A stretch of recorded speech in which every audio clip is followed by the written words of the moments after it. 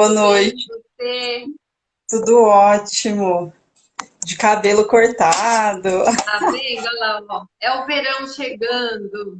Muito bem, isso aí. Precisamos, né? Com esse calorzão que tá fazendo. Nossa, tá quente, né? Muito, muito mesmo. Tá, vamos aproveitar a época. Pois é, é verdade, para fazer os cortes, né? Fazer os cortes curtinhos, né? Sim, sim, olha, eu confesso que eu adoro. Ah, eu também. Vamos lá, Ellen. Obrigada por aceitar o nosso convite. Eu Para que nós agradeço. é uma honra ter você conosco. A Ellen, ela é fisioterapeuta, especialista em neuropediatria. Acalmou o coração da mãe aqui quando teve a Bia pequenininha. Ai, a Bia demora para sentar, Ellen. Socorro, me ajuda, né? E hoje a gente vai falar exatamente disso, né? Dessas inquietações que as famílias têm, que os cuidadores, os profissionais de educação têm com relação ao desenvolvimento motor infantil.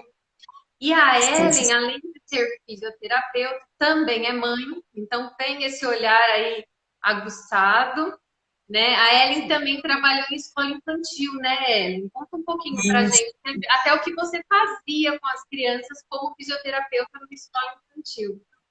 Tá bom, falo sim. Bom, primeiramente, muito obrigada pelo convite, é um prazer estar aqui. É muito gostoso falar, é um assunto que eu gosto muito, né? Eu sou formada há 16 anos, então meu primeiro emprego foi na PAI, meu trabalho como físio. E aí eu pude conhecer um pouco desse mundo da estimulação precoce. Lá eram para as crianças que a gente fala que são os atípicos, né? Que tem alguma deficiência em relação ao desenvolvimento, pode ser motor, cognitivo. Quando meu filho nasceu, como você falou, ele tem, né? Hoje ele está já com 12 anos. Eu vi a possibilidade de poder aplicar nele tudo aquilo que eu já fazia com as crianças antes. E eu vi que teve um resultado muito grande. Então, realmente fiz um projeto para esse desenvolvimento para a escola. Que lá eu tanto era o brincar direcionado com a criança. Então, não é propriamente um tratamento, é potencializar o desenvolvimento da criança. E desde orientação das cuidadoras, dos pais, atividades direcionadas com eles e adequação dos espaços, do mobiliário, dos brinquedos. Porque uma das coisas que a gente busca no desenvolvimento não é facilitar, mas fazer com que a criança tenha vontade de explorar. Porque a partir do momento que ela explora, aí ela desenvolve. Ela vai descobrindo na brincadeira como alcançar um objeto. Então, ter direcionado isso faz com que a gente proporcione brincadeiras mais educativas, propriamente ditas, né, para esse desenvolvimento. E através desse ambiente, dessas brincadeiras, a gente acaba estimulando essa criança, né? A Sim, gente acaba permitindo que ela explore, mas com uma intencionalidade também, não é isso? É. isso, é isso. E o inverso também é verdadeiro, tá? Então vamos falar dos dois pontos. Quando a gente, por exemplo, a criança ela está na fase do engatinhar. Então, se eu deixo objetos muito próximos a ela, ela não vai precisar se movimentar para alcançar o objeto. E aí tem a criança que vai gostar de objetos com cores diferentes, com sons diferentes, né? Então, respeitar essa individualidade é importante, mas direcionar também. E se eu ponho, por exemplo, um objeto um pouquinho mais longe, brincando com ela, chamando através de música, estimulação de verbalização, o que, que eu faço? Que a criança ela vá explorar, vá fazer. Então, na tentativa de engatinhar, por exemplo, é onde ela aprende. Assim se dá com a marcha e outros movimentos, né? E a gente até, né, acabou já se estendendo para o assunto, né? Mas eu acho que dá até para a gente voltar lá na gestação, né, Ellen? É gostoso a E gente falar desse desenvolvimento motor infantil, mas a gente acaba voltando sempre isso para o pós-nascimento, né? E aí a gente vê que lá já durante a gestação esse feto já pode ser estimulado. Dá para pode. ser estimulado, né? Isso é real? Se pode estimular esse feto durante a gestação? O que que você orienta aí até as mamães que estão gestantes ou tem alguma amiga gestante? Bom, a partir daí a gente já tem vários estudos que falam, desde a parte emocional, que algumas lembranças na gestação são reverberadas pelo decorrer do nosso desenvolvimento. E o mesmo não só emocional, mas essa estimulação mais direcionada no sentido de vínculo afetivo, né? Existem estudos que mostram que se a gente ouvir música clássica, e principalmente o Beethoven, é um dos que ganha assim muito, que faz com que você crie novas conexões neurais. Então, como as músicas dele, eles têm um alto e baixo muito grande, o que acontece? É como se desse... Não é isso, tá? Mas de uma forma mais ilustrativa. É como se desse choquinhos e novas conexões fossem formadas. Então, podemos interpretar isso como estimular sumiu o nome agora, a inteligência, porque quanto mais conexões neurais nós temos, o que acontece? Nós temos uma amplitude das inteligências, tanto motoras, emocionais, várias outras. Então, esse estímulo ele já inicia ali na gestação. A mãe conversar com a criança, estimular, fazer carinho na barriga, já inicia dali. E mesmo porque, inclusive em questões em que a mãe é gestante de primeira viagem, ali você já começa a criar um vínculo afetivo com seu filho. Entender que realmente você está grávida e pensando na questão do nosso corpo. A gente vai passar por muitas alterações. Se a gente não reconhece isso, podem causar outros problemas. Então, imagina, a mãe tem, por exemplo, muitas dores no ciático, porque o quadril está tendo abertura, o centro de gravidade está alterando, ela precisa ter aquela marcha que a gente fala que é mais impacto com o pé aberto, aumentar a base. Tudo isso, quando a gente tem um vínculo emocional gostoso, fica muito melhor. Não se torna um peso, né? Já tem o peso, né? Mas não se torna um peso psicológico, né? E é bem isso que você falou, eu senti muito isso na gestação. Quem me conhece sabe, eu sou super magrinha, né? E eu engordei até o final 13,5 kg. Eu me sentia fantástica, né? Porque eu sempre fui magrinha e sempre tive o desejo de engordar. Mas muda tudo, né? Muda a sua gravidade, o seu organismo vai se adaptando para aquilo, né?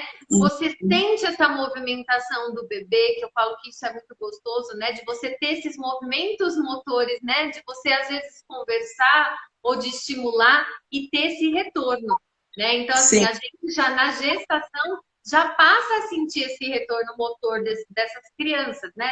A gente fala feto, mas não é, já é um bebê, né? A gente que a mãe já trata aí como um bebê. E aí esse bebê ele vem se desenvolvendo. E aí ele nasce, né? E aí já no primeiro assim, impacto, né, da transição útero para a vida externa, né, como a gente diz, né, fora do útero, o que a gente começa já a avaliar esse bebê? Né? No primeiro teste feito lá no hospital, já dá para avaliar alguma coisa? Dá, porque o que acontece? Na gestação, a gente já tem o pré-natal, que é justamente para fazer, por exemplo, quando a gente faz a medida da nuca, para ver em relações, por exemplo, de alguma síndrome de Down, entre outras. Então, você já acompanhou durante esses 9 meses como que está o desenvolvimento motor, o desenvolvimento do feto ou da criança. Por quê? Ganhou peso, teve formação de todos os membros, como que está isso? Então, você já vem tendo uma noção no decorrer. Agora, você imagina, o bebê tá ali com aquele acolhimento, o líquido, né, quentinho, a mãe, e ele sai. O nascimento, por melhor que seja, acompanhado ou não, tem uma ruptura de um vínculo ali. Sim. Se por acaso não tiver esse acolhimento do bebê, por que as mães fazem muito ofurô e aí a criança fica naquela posição fetal dentro da água quentinha? São lembranças intrauterinas que são trabalhadas ali, por conta desse acolhimento. E a gente pode levar isso em todo o desenvolvimento.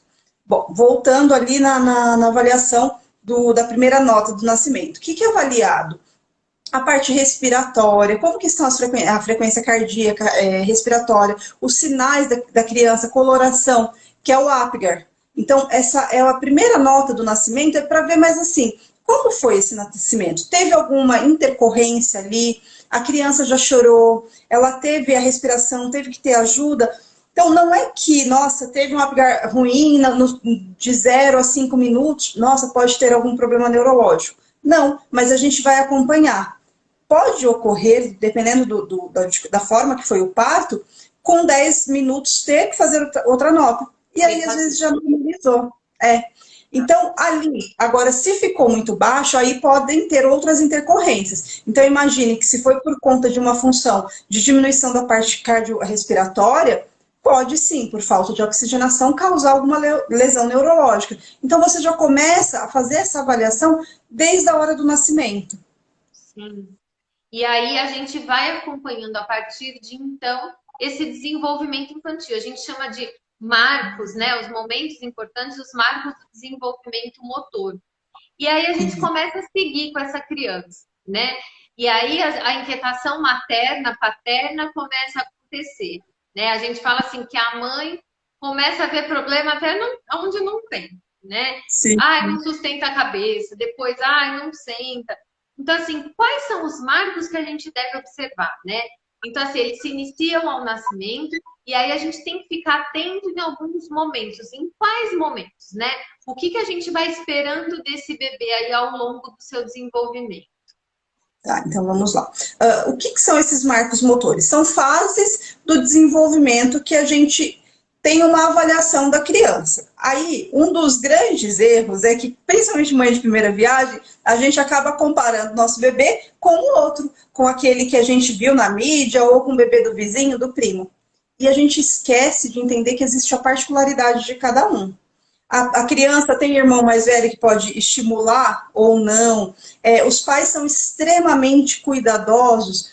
Tem o lado bom, mas também tem o lado ruim. Então, tudo isso a gente tem que olhar. Eu falo que a propaganda do Omo, ela é ótima, que assim, se sujar faz bem. E isso, se a gente criar isso desde lá do início, a gente vai entender que a gente precisa deixar essa criança experimentar. Só um exemplo básico. Antigamente, não nascia a criança e ficava enrolado naquele coeiro, o charuto.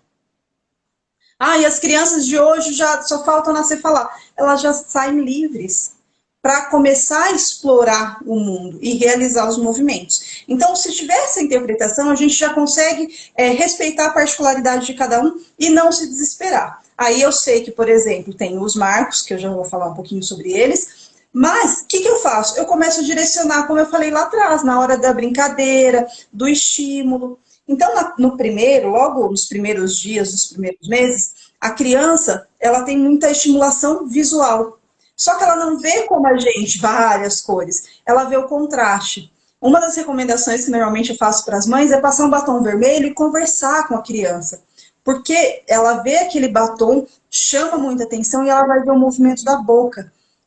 Se tiverem pais e mães aqui que têm crianças pequenas e fizerem isso, quase todos, tá? A gente tem que entender que tem a particularidade, começa a movimentar a boca junto, fazer movimentos. Então ele vai aprender através do quê? Da experiência, né? E do estímulo que vai ver. Outra, brinquedos ou papel até riscados em preto e branco para fazer a criança começar a ter a movimentação dos olhos. Com essa movimentação dos olhos, ela começa a explorar o movimento, por exemplo, de cabeça.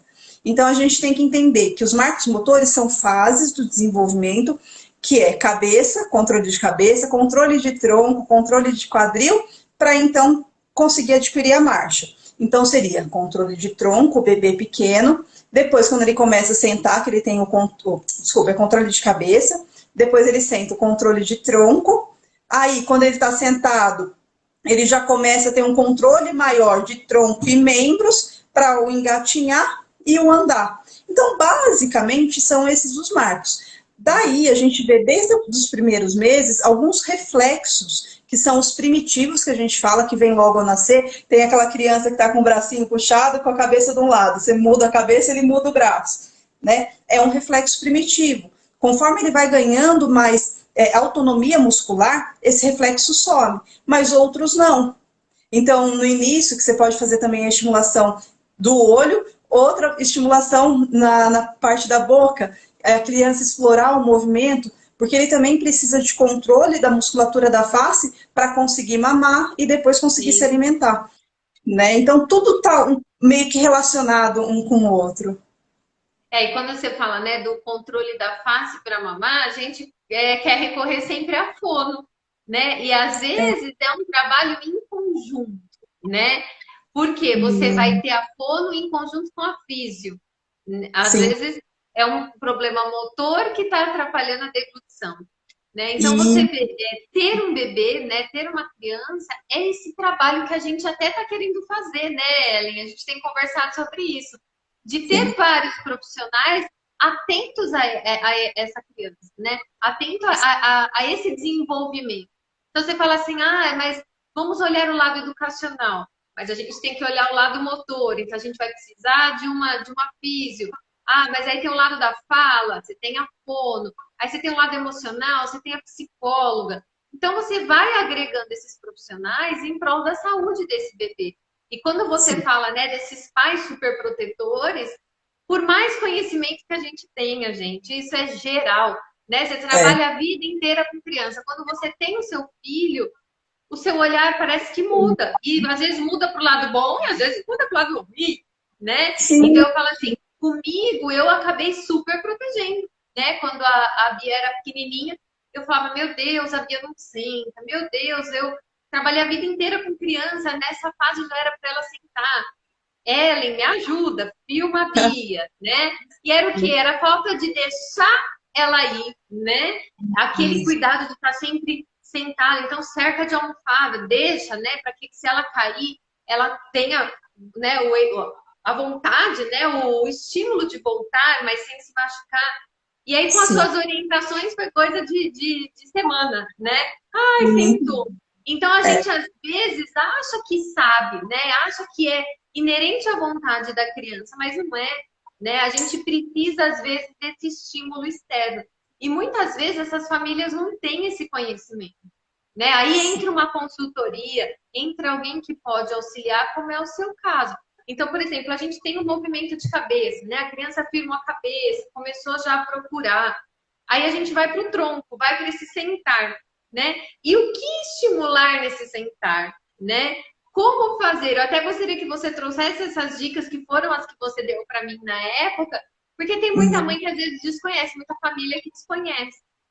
Sim, e existem coisas bem simples que a gente pode fazer, inclusive, né, Thaís? Uma Sim, delas que a gente tem que, lógico, a gente tem que proteger sim, não pode deixar a criança se machucar, mesmo porque às vezes ela pode bater, aí ela vai ficar com medo de explorar. Então, é ruim também. Se a gente puser um tatame, um colchonete no chão, um colchão, a gente já protege. Alguns utensílios de casa a gente pode fazer, de repente, almofada, travesseiro, que a gente forre a lateral da criança para que se ela caia, ela tenha aonde cair de forma confortável. Né? Outra coisa que usava-se muito eram calças velhas, que a gente forra dentro e deixa a perna aberta, né? Então ela fica assim. E a criança fica aqui no meio. Se você põe, por exemplo, e normalmente nessa fase a criança ela senta com as pernas abertas para sim. poder fazer, para poder brincar. Quando ela senta com a perna aberta, você põe o brinquedo na frente dela, por exemplo. Porque a hora que você faz isso, o que acontece? Ela vai querer buscar. E esse movimento de ir e voltar, você já está trabalhando as musculaturas paravertebrais da criança. E a criança, ela ganha muito rápido essa força ou essa estimulação. Vamos dizer assim, que 15 minutos, às vezes, ela brincando, é como se nós, agora adultos, ficássemos 1 hora na academia. Entende? É tudo muito rápido. Por isso que você falou de semanas teve um desenvolvimento. Então, primeiro a gente sempre pensa, desde a criança, bebê, ainda com controle de cabeça, que é o objeto mais próximo, né? Para depois ela explorar longe. No sentar também, um pouco mais próximo, para depois explorar longe. Isso é fundamental para que ela queira. E aí o que acontece muitas vezes, que a criança, até peguei um brinquedinho aqui, ó, que a mãe fica com o brinquedo aqui, estimulando. A criança vai pegar, ela tira. Aí fica estimulando, a criança vai pegar, ela tira. A gente também não pode fazer isso. A gente tem que estimular. Ela alcançou, deixa a criança brincar um pouco. Daqui a pouco, você tira de novo e leva longe para a criança buscar de novo. Pensar sempre em trabalhar os membros distintos, porque senão a gente tem normalmente o vício de trabalhar só um lado, por Ah, exemplo, só o lado direito, só o lado esquerdo. Então, isso é importante. E a gente pode fazer de forma leve. Então, traz para a criança para que ela venha, pegue, explore, brinque. Depois a gente vai, tira de novo. Isso é a estimulação mais direcionada, é o brincar mais direcionado. Legal. E aí a criança sentou, a gente conseguiu colocar esse tronco ereto, né? Dar essa firmeza para o tronco. E aí entra uma outra dúvida das famílias e até dos profissionais de educação. Ah, agora engatinha. E tem os que engatinham, e tem aqueles que pulam engatinhar e já vão para andar. E as famílias às vezes ficam aflitas com isso. Ai, meu Deus, não engatinhou, do vizinho engatinhou, da família engatinhou, e ele não engatinhou. Existe algum problema essas crianças não engatinham? Né? É uma regra que tenha que engatinhar? Queria até que você falasse um pouquinho sobre isso. Falo. Isso realmente é um grande dilema. A criança precisa engatinhar? Não. O que ela precisa? Imagina que é um bebezinho, né? Então é o ombro, que é a cintura escapular, e a perna, que é a cintura pélvica. Se a criança ela aprende a fazer o que a gente chama de dissociação, que é colocar, por exemplo, perna direita e braço direito, que é isso que ela faz no engatinhar. Se ela aprendeu a fazer essa movimentação, então é o que a gente chama de dissociação de cinturas, escapular e pélvica. Ela não precisa passar, sei lá, 2 meses engatinhando. Tem crianças que engatinham dias, rápido, e daqui a pouco ela já sai para a marcha. Tem crianças que pulam. E tem um grande problema ela pular? Não necessariamente, desde que a gente ensine ela a fazer essa dissociação. E aí existem brincadeiras... É um movimento cruzado, né? Vai uma perna e o braço oposto. Isso. Essa é o que a gente chama de dissociação. Se ela não aprendeu no engatinhar, o que a gente vai fazer? Na hora da marcha, brincar com ela, segurar o quadril para que ela aprenda a fazer esse movimento.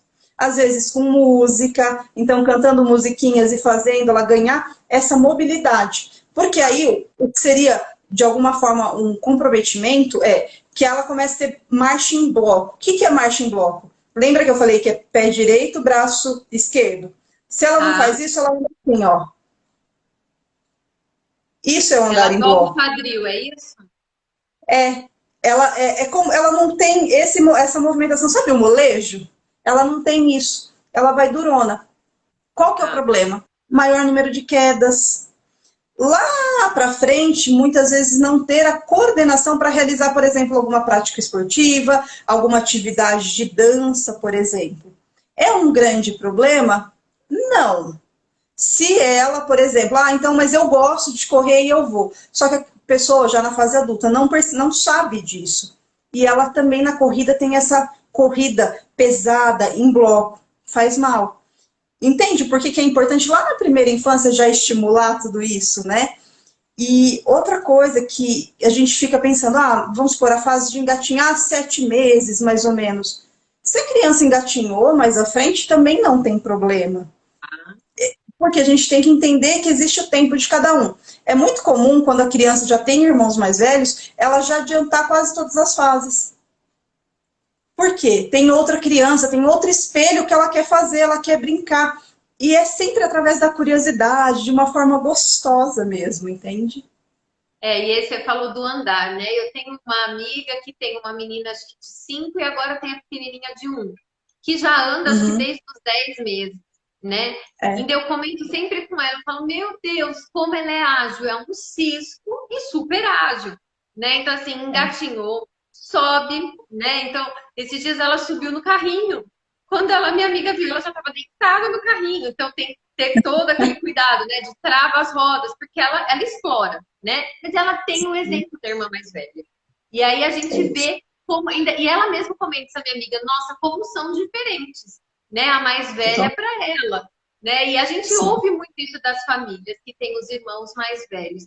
E aí, quando você fala dessa marcha, né? Que fica em bloco, a gente começou a perceber que essa criança está lá com 2, 3 anos e está correndo dura. A idade da Bia, por exemplo. O que a gente faz para estimular isso? Né? Porque às vezes você dando essas dicas, tem pais que falam, nossa, o meu faz isso. Como que eu faço para estimular? Né? No dia a dia. Tem como a gente fazer isso em casa? Tem. É tudo de forma de brincadeira. Por exemplo, chutar bola, fazer com que a criança tenha experiências motoras.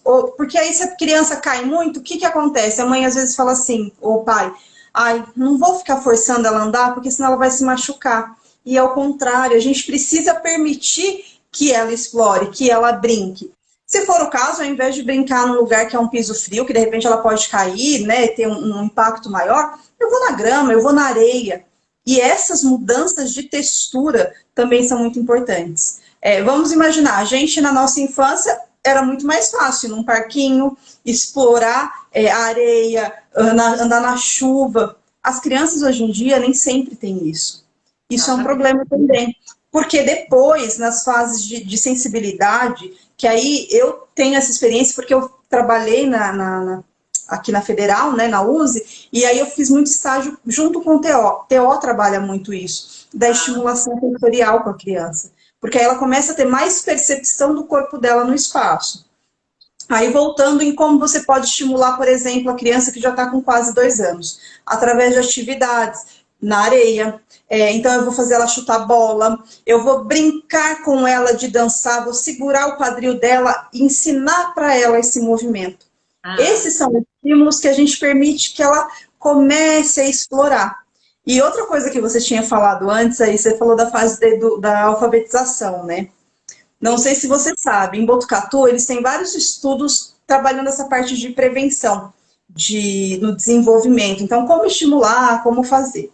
E já tinha, agora, atualmente eu nem sei muito, mas eu lembro que quando eu conversei com o pessoal lá que fazia pesquisa, já tinha algumas pesquisas que falavam que crianças que tinham um maior desenvolvimento motor nessa primeira infância, que seria do 0 aos 3 anos, na fase de alfabetização, ela tem um maior controle do tronco, aí ela acaba tendo mais atenção, porque ela consegue sentar melhor e consegue ter mais atenção. Ela já teve uma estimulação para fazer preensão, então ela vai conseguir pegar no lápis de forma mais assertiva, não vai ficar rasgando o papel. Aí, lá na frente, às vezes as crianças, é hiperativa, nem sempre. Às vezes ela precisava da estimulação sensorial e motora lá atrás e ela não teve. Quando a gente favorece isso através de um ambiente um pouco mais direcionado ao tratamento, mas ainda com brincadeiras, com coisas lúdicas, sumiu a hiperatividade, porque realmente não era. Então é super importante que quando os pais tenham alguma dúvida, procurem profissionais da área, para que passem orientações, né? E consigam, de repente, dar aquele link que só está faltando para a criança conseguir explorar todo o seu potencial. E aí, quando você fala assim, né, buscar especialistas, era até o que eu queria te perguntar, né? Quando a gente deve buscar especialista? E aí, às vezes, o pai fala assim, mas eu não tenho convênio, mas para pagar um fisioterapeuta. Às vezes a pessoa deixa de ir por conta de valor, né? Ou deixa de ir porque acha que tem que já desenvolver um tratamento. E não, né, Ellen? É o que a gente estava conversando outro dia. A consultoria, um bate-papo, né? Você, hoje, com a pandemia, a gente se conecta com as pessoas como a gente está fazendo hoje, né? De uma forma virtual. Que bom, né? A gente se uniu. Eu tenho batido muito nessa tecla nas lives. A gente acabou se unindo muito mais. E aí, às vezes, você fala assim, vou agendar um horário com a Ellen para tirar algumas dúvidas. Você está tendo uma consultoria, você está tendo orientações, você está passando o seu problema. Obviamente que às vezes você vai precisar olhar essa criança hoje de uma forma atípica, né? Sim. Através de um vídeo, através de uma chamada online, né? Ao vivo, não um vídeo gravado. Mas você fala assim, é uma forma que a gente conseguiu de também atender essas famílias. Porque quando você fala, tem muitas crianças que hoje em dia não têm acesso, né, à terra, à areia, à grama, né? A gente está vendo que isso está sendo muito mais prejudicado num tempo como esse, né? As crianças estão ficando mais reclusas dentro de casa, né? Estão deixando de explorar esse ambiente. E aí me preocupa não só os maiores, mas esses pequenininhos que vêm vindo e precisam dessa exploração. Então, a gente fala tanto desses marcos, né? A gente falou do engatinhar, a importância de você fazer essa dissociação, né? Para poder caminhar, para ter a marcha.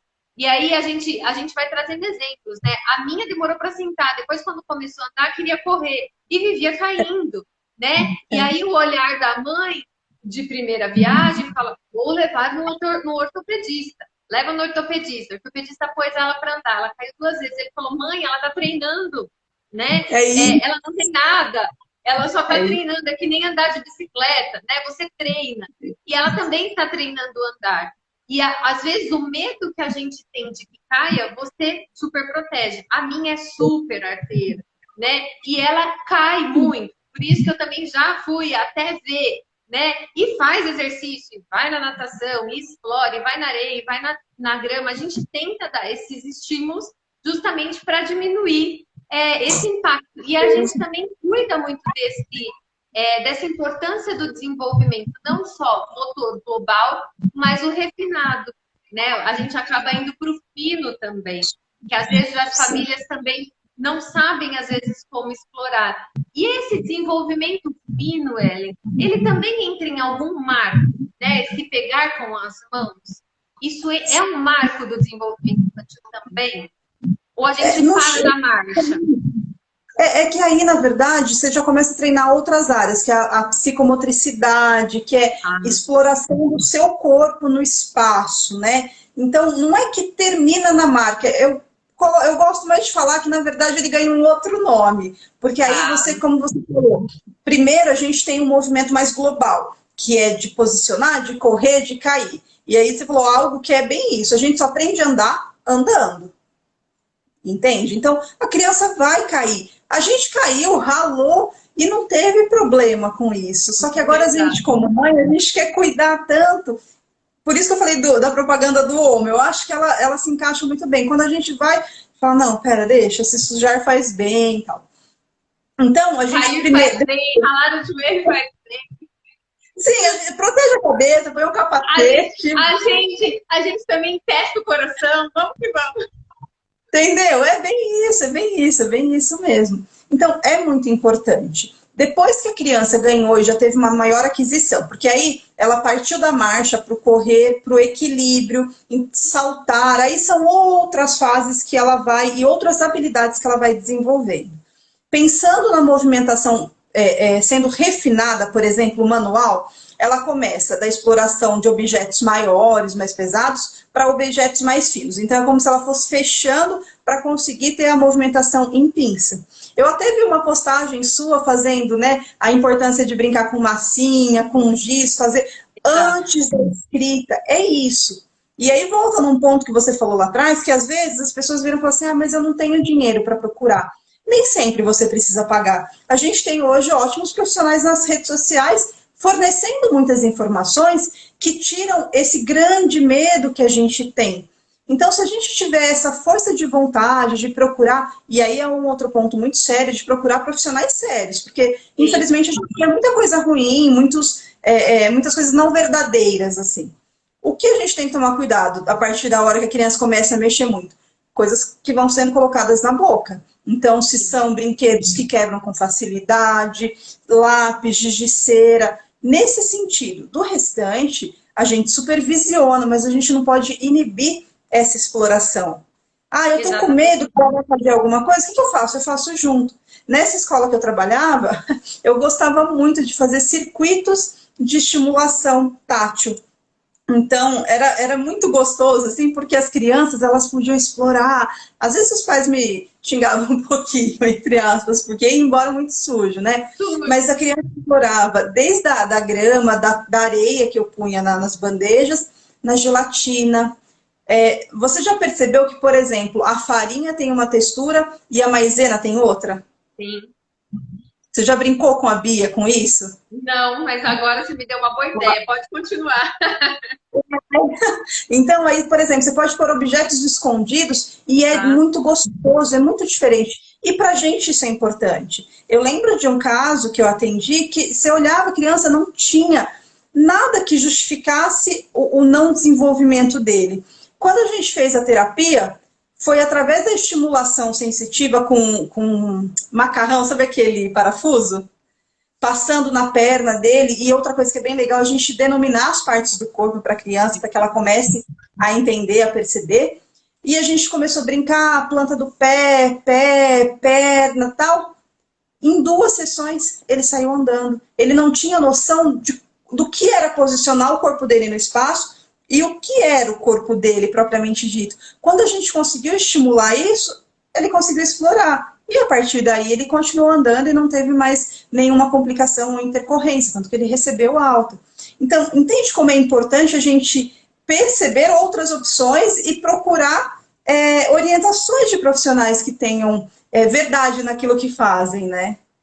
E é o que você falou, né? E é sempre muito de forma lúdica, né? As pessoas, às vezes, têm esse preconceito, fazem esse pré-julgamento, né? De, vai passar por um tratamento. Sim, é um tratamento, é um profissional, tá ali à frente, mas não é nada cansativo, pesaroso, né? Hoje a gente tem aí a área da saúde muito bem explorada, muito bem estimulada, respeitando as fases de desenvolvimento dessa criança.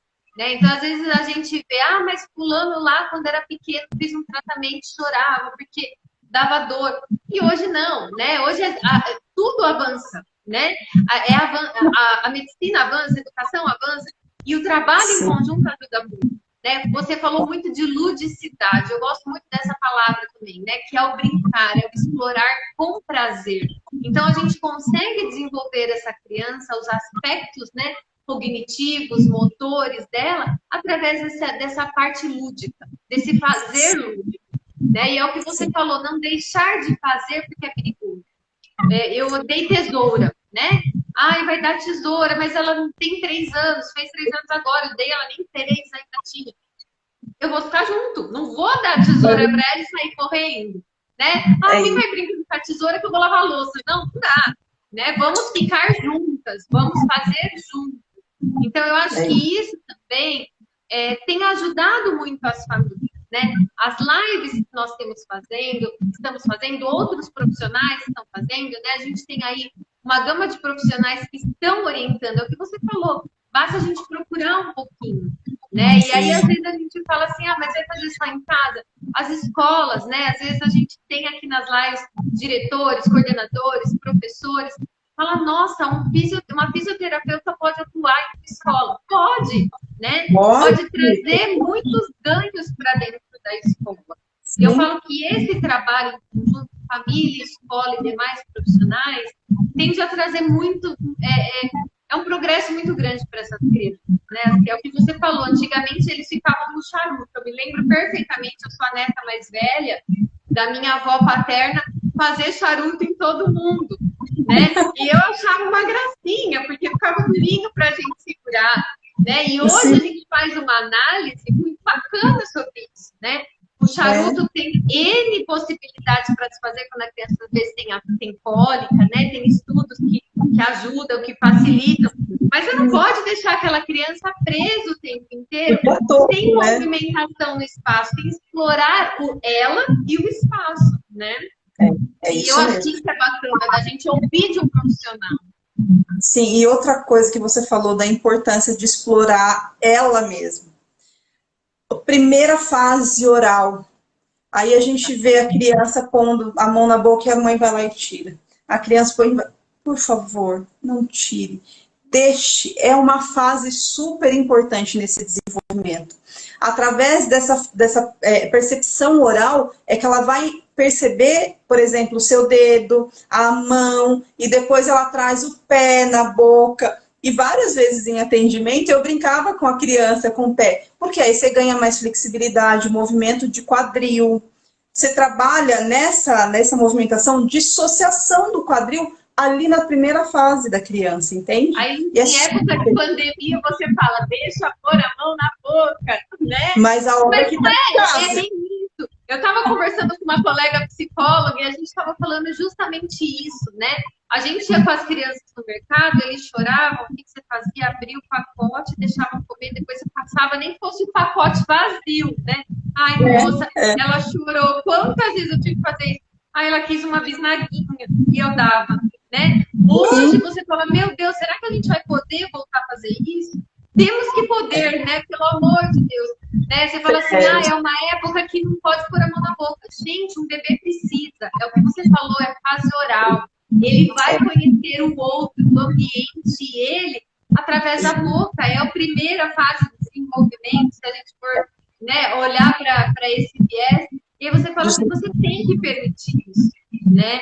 Você tem que permitir que a criança explore o seu corpo, ponha o pezinho na boca, né? A flexibilidade, né? Vai morder o dedo, vai morder a mão, e deixar com que isso aconteça, mantendo as devidas seguranças hoje em dia, né? Se Deus quiser, logo a gente vai passar por isso.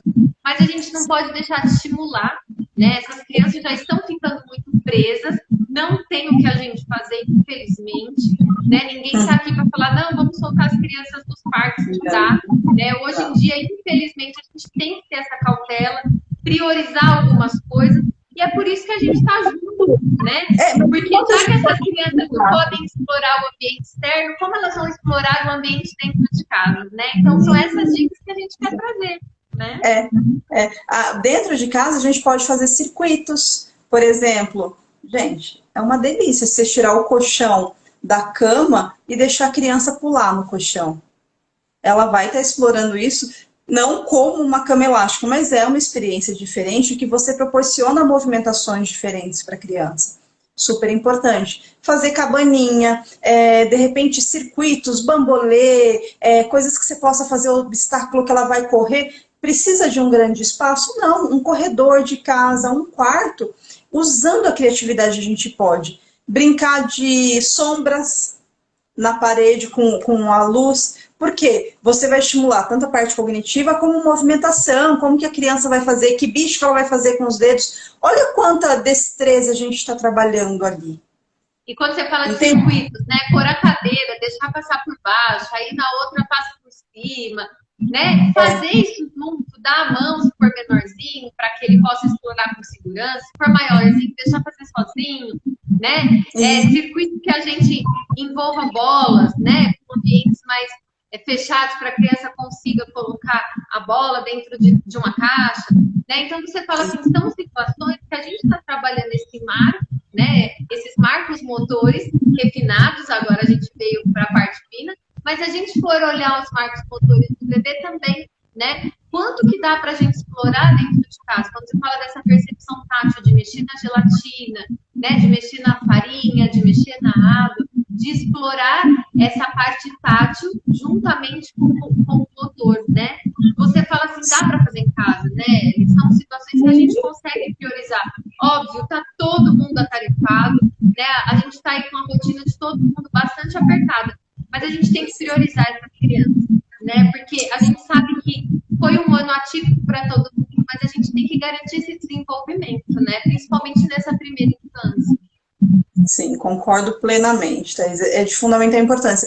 Porque aí, assim como hoje a gente sabe, que como adulto ele muitas vezes tem que ressignificar situações emocionais da sua infância, agora a gente vai ter que pensar que algumas crianças vão ter que aprender algumas habilidades motoras que nesse período não foram trabalhadas. Isso é muito sério, porque aí isso vai causar manchas, inclusive na fase de alfabetização, outras fases, inclusive. Então, como mãe, foi o que você falou, eu sou mãe, eu sei que é uma loucura, trabalho, meu filho hoje está com 12 anos, mas despende de atenção também. E tem horas que, infelizmente, não dá. A gente está numa loucura de mudança de trabalho, fazendo a terapia online. É fácil? Não. Mas, de repente, tirar uma hora... porque mais do que quantidade, a gente tem que pensar em qualidade. Qualidade de tempo. Fazer uma brincadeira. Então, aí a gente pode ir indo para outras brincadeiras depois, com o desenvolvimento da criança, mas um pouco mais lúdicas, no sentido assim, um pouco mais... não umas brincadeirinhas de objetos, porque com 12 anos, por exemplo, não quer, mas jogar um stop, brincar de quebra-cabeça, tem um outro lá de madeira, que até esqueci o nome, que ele gosta de jogar. Xadrez? Então, não como? Xadrez? Não, é um que você vai pôr, não lembro, que você vai pôr das madeiras, aí você tem que tirar para cair, é muito gostoso. Nome, mas eu sei qual que é. Sabe? Manter o equilíbrio então, tirando as peças, né? Isso. São momentos gostosos de interação, mãe e filho, pai e filho, tio, sei lá. Mas aqui, por exemplo, no meu caso, eu e meu filho, que você dá risada, faz aquele barulhão e tal, e você, eu vou tirar, vou ficar o dia todo. Eu sei que não é possível, porque a gente tem outros afazeres, mas que seja uma hora no seu dia, poxa, olha quão gostoso é e as lembranças que a gente vai deixar nessas crianças, né? Exatamente. Ellen, tem mais alguma consideração que você gostaria de fazer? Acho que a gente explorou até mais do que a gente tinha planejado, né? Verdade, Algo verdade. que às vezes você não falou, você queria trazer. Tá, na verdade, assim, quando a gente estava falando na parte da escola, eu lembrei de algumas situações, né, que as mães reclamavam que às vezes eu ensinava as crianças a virarem cambalhota. E qual que era a minha explicação para elas? Que quando a criança sabia, era muito mais fácil ela não se machucar. Porque quando a criança sabe, ela vai explorar de qualquer jeito. E aí, Thaís, eu era a tia da bagunça, porque eu virava cambalhota com elas. Então, você imagina, para aquelas criancinhas de 2 anos, ver uma tia que eu sou grandona, virando cambalhota, nossa, era o auge. Então, ficava aquele registro. E os pais podem fazer isso com os filhos. Olha que gostoso, você vê seu pai virando cambalhota, né? Então, imagina a lembrança que vai ter. Brincadeira, né? Isso. Usar fantasias, trabalhar tudo isso para a criança. Deixar, de repente, a criança pintar você, porque aí ela vai trabalhar habilidades motoras um pouco mais finas e, inclusive, a criatividade. Né? Então, essas brincadeiras os pais podem fazer e não depende de tanto espaço. E dá para se divertir e voltar à infância, né, Ellen? Eu não sei se alguém aqui que está online gostaria de fazer alguma pergunta para a Ellen. A Ellen, amanhã, ela vai ter um pouco do que a gente falou aqui, a gente fez um resumão, né? Então, vai entrar amanhã no nosso blog um texto da Ellen, falando desses marcos motores. Então, além da nossa live que está gravada no IGTV, amanhã a gente também vai ter esse texto da Ellen, né? Então, se você às vezes perdeu o comecinho, mas está aí conosco, se interessou, quer assistir, vai ficar gravado. E amanhã também no nosso blog entra a entrevista da Ellen na parte escrita. E aí é só você acessar, tá? Então é www.liderançaeducativa.com.br/blog. Nós vamos colocar aqui no Instagram também o link. Se você for lá na bio, no comecinho do Instagram, você também tem acesso. A Ellen também vai estar compartilhando. Ô, Ellen, fala também qual é o seu Instagram para o pessoal te seguir, acompanhar um pouquinho do seu trabalho. Falo, é @fisioterapeuta_Ellen. Aí, se alguém quiser tirar alguma dúvida, pode me mandar mensagem no direct que eu vou respondendo, vou falando. Eu acho muito gostosa essa interação e é super importante. Então, Thaís, parabéns pelo seu trabalho, inclusive, de estar trazendo assim, né, informações para as pessoas, para que elas percebam a importância dessa interação de profissionais que parecem ser tão diferentes, tão longes, mas na verdade nós não somos, né? A gente trabalha tudo em conjunto. Então, muito obrigada por essa oportunidade também. Obrigada a você, Ellen, até porque é o que você falou, né? É um trabalho conjunto. Eu acho que os saberes, eles não são para ficar com a gente, né? A gente precisa compartilhar esses saberes. Então, assim, não adianta a gente ter o conhecimento, porque a gente sabe que a prática é outra, né? Eu dei exemplo de eu como mãe, né? A gente conhece a teoria e na prática, às vezes, você não consegue colocar tão certo, né, nessa prática. Ou você tem dúvidas, porque às vezes as pessoas falam assim, mas você conhece, você sempre trabalhou, mas a gente tem dúvidas, a gente precisa desses especialistas, como eu chamo, né? O pedagogo, ele não consegue abarcar tudo. O pai, a mãe não consegue abarcar tudo. Então, quando a gente trabalha nessa rede, né, quando a gente se une em prol dessa criança, a gente tem certeza que a gente vai ter aí uma geração, um futuro um pouco melhor, né?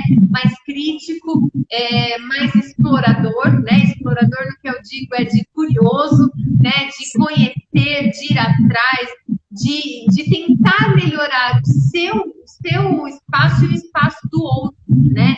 Então, acho que a gente tem que começar, eu acho que essa pandemia trouxe muito isso, né? Dessa união em prol do outro, né?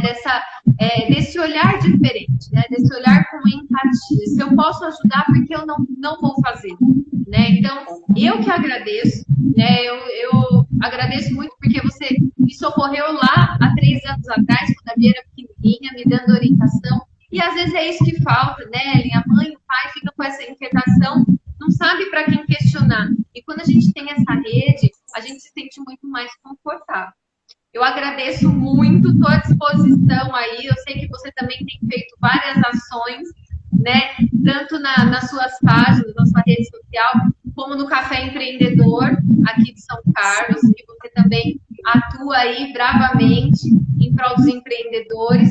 Então, assim, a gente está à disposição, né, para essa rede de melhorias, não só profissional, mas em torno dessa família, né, que precisa de ajuda dessas crianças. Tá bom? Obrigada. Agradeço, muito obrigada Boa mesmo. semana, pessoal. Obrigado por acompanharem a gente. E aí, para as próximas semanas, a gente vai trazendo outros profissionais. Nós vamos ter uma coach que vai também trazer um pouquinho aí do trabalho materno, como que as mães hoje estão se virando nessa pandemia. E nós vamos também trazer uma psicóloga. Então, são os próximos profissionais que vão estar com a gente. Tá bom? Obrigada. Bom descanso para todo mundo e boa semana.